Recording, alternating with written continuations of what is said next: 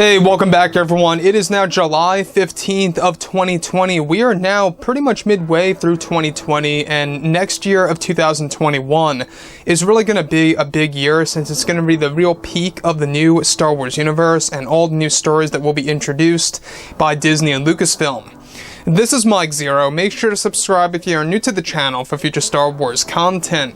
Now, the one thing about Disney and Lucasfilm is that we do know that they are really pushing this idea to reunite the Star Wars fans around the world in order to really make Star Wars more successful than it ever has been before. And Bob Iger even talked about this over at the premiere for The Rise of Skywalker, that they are now just figuring out exactly what potential they really have with Star Wars and exactly what Star Wars can really become if they put their minds to it.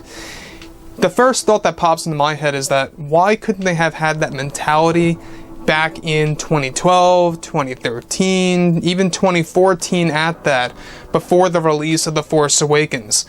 Of course, now they realize, and now they want to make things up for the Star Wars fans because a lot of fans are walking away from Star Wars. They want to bring them back. And they're already doing this with The Mandalorian Season 2 and Season 3 and other projects out there that are currently being worked on. Now, with that being said, of course, we do know that they have over 10 years worth of Star Wars projects apart from the movies. That's just for TV shows. That really does speak volumes. It just shows us how expansive Star Wars is really going to become in the next 10 years and beyond. And it really does make one wonder exactly where will this franchise stand 10 years from now. Is it going to be successful, or is it going to be a failure on Disney and Lucasfilm's part? I, however, believe that it's on the route to success because of who's on board, like Jon Favreau, Dave Filoni, and George. Now, with that being said, now that both Disney and Lucasfilm are finished with The Rise of Skywalker, they are now focused on their new Star Wars trilogy of films, as well as their new Star Wars universe in general. Now, it's explained that both Bob Iger and Bob Chapek are still hiring new creatives at Lucasfilm in order to rebuild Star Wars from the ground up.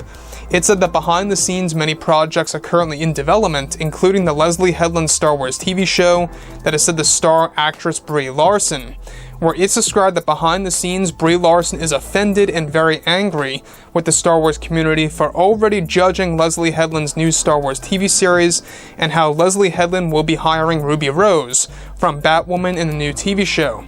It said that Brie is very offended also over fans already judging a Star Wars TV series before it was released, and that Brie believes that Star Wars should actually promote activism in Star Wars, and is angry that so many fans are against the idea of this in this new Disney Plus TV series. Let me just stop right there for a second, is that activism, to me, does not belong in Star Wars. Identity politics does not belong in Star Wars. Normal people know this.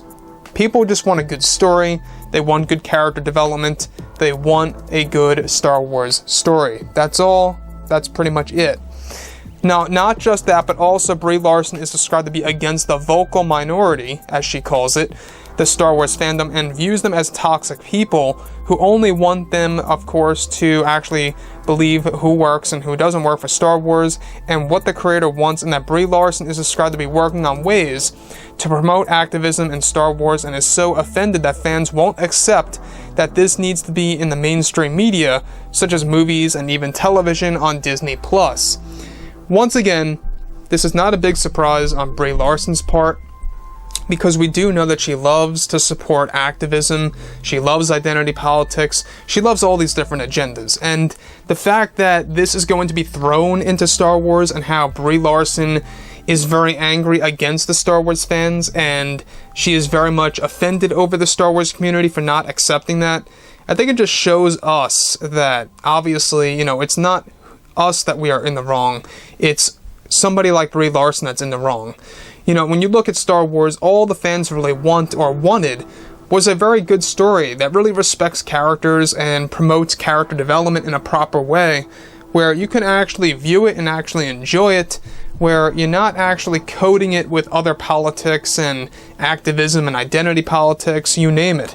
To me, this is a fictional story, and that's exactly how it should be. It shouldn't really be a way or a message or an avenue for actors and actresses to promote their, philosophies of how they think about the world and such, and what should be of the world in the near future. So, With that being said, you know, the other thing that I think is very important here is the fact that Leslie Headland, let's not forget that she is the one who supports this as well. It's not just Brie and Kathleen Kennedy. It is also Leslie Headland who actually wants this to happen in Star Wars and is really pushing it for it to be the main theme of Star Wars, to focus more on all of this over the actual story, which just shows us that they're just focusing on these movies and these TV shows to throw the Star Wars label on it to actually promote their own agenda. So with that being said, guys, you know, drop a comment below. Let me know about all of this in the comments, and if you guys did enjoy the content for today, do make sure to drop a thumbs up on this video to support the channel. I thank you all so very much for the kind support, and I'll catch you guys next time.